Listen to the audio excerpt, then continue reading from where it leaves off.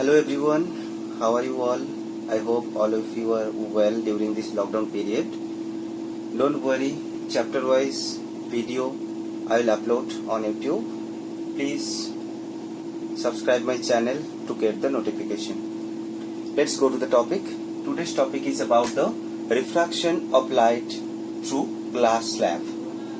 See, if we consider a glass slab A, B, C, D, then this medium will be air and this is glass.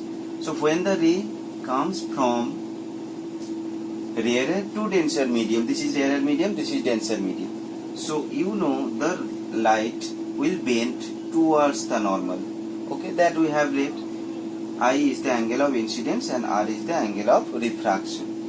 Here see, in absence of the glass slab, this light means this incident ray will travel along this path. Okay, but because of this medium, it bends towards the normal because it is the denser medium.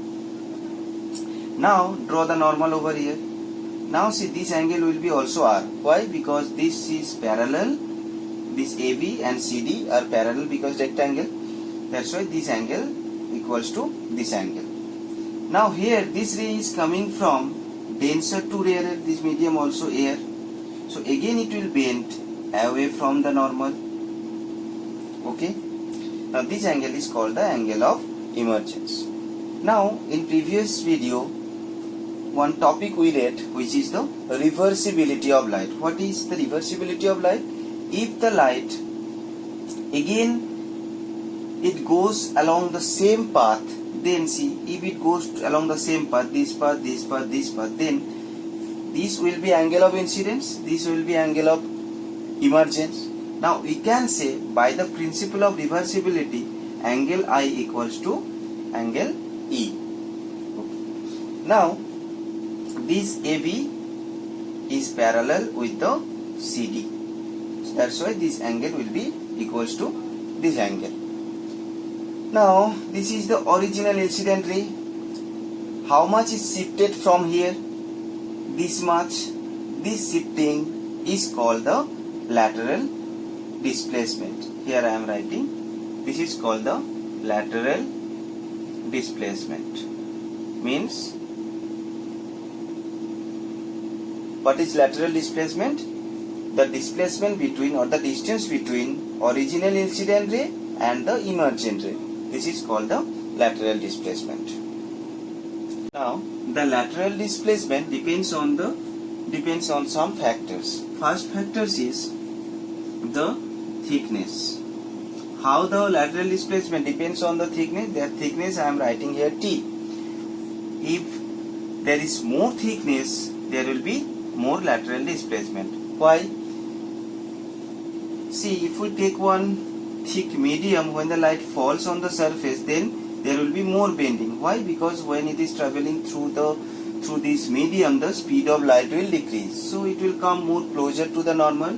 So when there is more bending, means there will be more shifting. Okay. So when the thickness is increasing, there will be more lateral displacement. Now in second case, it depends on the angle of incidence. How? Means when the angle of incidence increases, there will be more lateral displacement. Okay. Now in third case, this is important, the refractive index. How the lateral displacement depends on the refractive index. See, the relation first I am telling. See, the relation is more refractive index, there will be more lateral displacement. How? First one is, what is the meaning of the refractive index? Means if we consider two medium which has the refractive index, first one suppose 1.33 and another is 1.5, means it has more refractive index, means it has more optical density. So when the light will travel through this medium, so the speed will decrease. That's why, because the refractive index is more. So which has more refractive index, that means it has less wavelength. Why? Because the lambda is inversely proportional to mu. Now see, refractive index increases means the lambda will decrease. Okay, and here mu is inversely proportional to lambda, or lambda is inversely proportional to mu. So when the refractive index increases means the optical density increases, it means the speed of light will decrease, means the light will come more closer to the normal, means there will be more shifting means more lateral displacement. Okay, otherwise you can say, see, suppose I am considering for violet light and for red light. So for violet light the lambda is minimum, that minimum I am writing, and for red light the lambda is maximum. So for mu means for refractive index for violet, which is greater than refractive index for red, because wavelength is less. So from here we can say which has more refractive index, that has more lateral displacement. Means for violet case, means for violet light there will be more lateral displacement. Okay, clear? Means for violet lateral displacement will be more. And for red also there will be less lateral displacement. Clear? Next topic is multiple images in thick plain glass plate. Which type of question comes from this topic?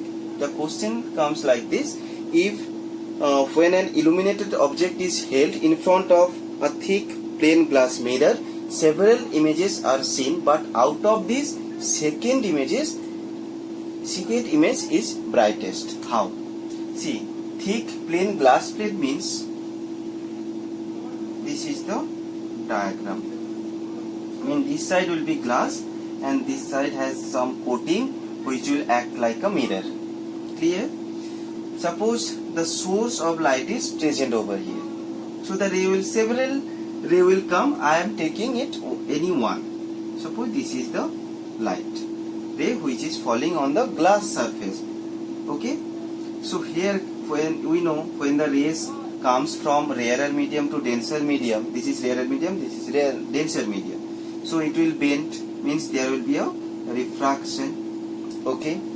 But there will be a reflection also. We can consider the reflected ray. Suppose this is 100% is coming. Okay. So here there will be 20% and 80% ray will refract and 20% ray will reflect. Suppose maximum light will refract. That's why 80 and 20 I have taken. Again here you draw the normal. So this is plain glass plate. Remember, this is plain surface. So there will be only reflection. That's why all the light will reflect. This is also 80%. Okay. Now here if we draw the normal, there is again glass, there will be reflection and refraction also. But there will be more refraction because this is glass.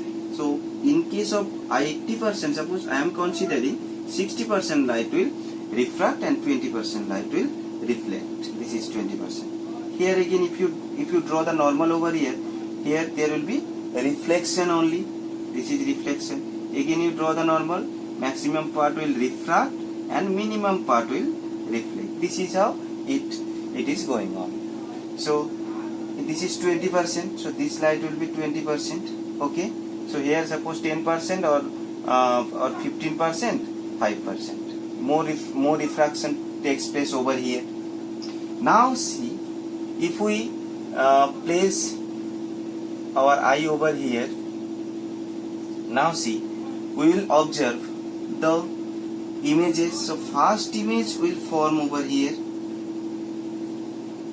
Suppose this is A1. Okay. Second image will form over here. This is A2. Third image will form over here. This is A3. But see the intensity.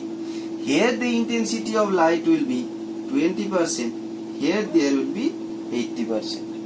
And here it is how much? 15%. Okay. So understood why the second image is brightest? Because this light has more intensity. This is the explanation. This is how you will explain. Okay. This is the source of light. Listen one thing. in exam, don't write this percentage part, because this one just I have explained. For explanation I have taken it 20%, 80%, 100%, but in your book it is written 90%, means the intensity of the second image, it has the 90% intensity. But don't write this percentage, because if this question comes, then this is how you will write. When the light comes from a source, when it falls on the surface of the glass slab or glass plate, then there will be more refraction and less reflection, and when it falls on the surface of the mirror, then total part will reflect, and when it again comes to the surface of the glass plate, there will be more refraction and less reflection. So that's why the intensity of the second ray will be more. Okay, do some problems. In first problem, suppose mu w is given 4/3 and mu g is given 3/2. Okay, refractive index of water is given, obviously with respect to air, So the question is find w mu g, means refractive index of glass with respect to water. If the question comes g mu w also, that also I will find. So first you calculate w mu g. See, what is the meaning of 1 mu 2? Mu 2 means mu 2, 1 mu 2 equals to mu 2 by mu 1. So here w mu g means mu g by mu w. So mu g means obviously with respect to air. So here mu g is given 3/2 divided by 4/3. So here 3/2 into 3/4, this is 9/8. Okay, and what is the value of g mu w? See, one thing we read, 1 mu 2 equals to 1/2 mu 1. So here we can write 1/w mu g, means 1/9/8, which is 8/9. Okay, this type of problem comes. In next problem, suppose it is given the ray diagram application basis question comes.